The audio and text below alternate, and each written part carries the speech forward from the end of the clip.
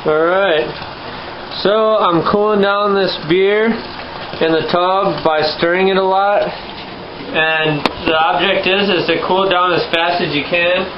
There's like chillers that you can buy where you cool it pretty fast, but this is a pretty good way. So I'm just going to stir it every couple minutes, cool it down to about 100 degrees. And then it'll be ready to throw into the bucket, the fermenting bucket, with that other cold water.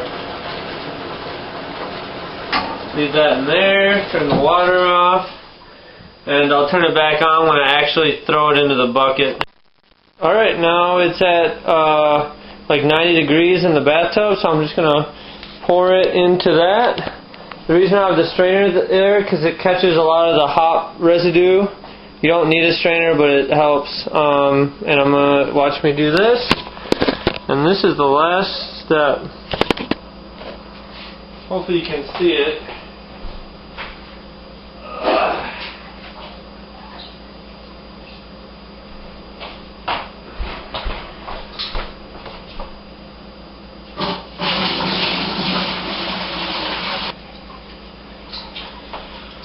Alright.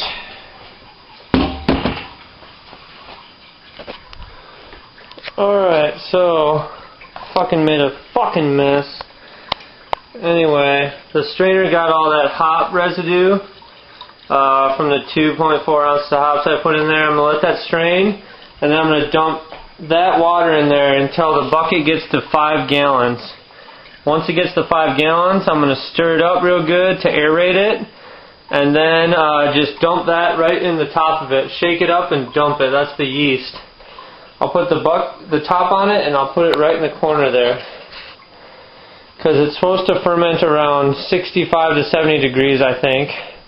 So don't put it in a really cold basement. It might take a while to ferment. Alright, what I'm doing now is I put all that cold water in there. It's the right temperature. I'm just aerating it. You're supposed to stir it up or shake it up real good. It gets a lot of air in there so that the yeast can work better when you pitch the yeast. So I'm just going to do this for a little bit, and I know it's at 70 degrees, so it's ready to pitch the yeast, and then I'm just going to shake that fucking vial up and pour it in the top, put the top on, and put it in my corner of my kitchen right there, and then it'll start fermenting probably in a day or so. And that's it. My next video will be, after it's done fermenting, my next video will be dry hopping.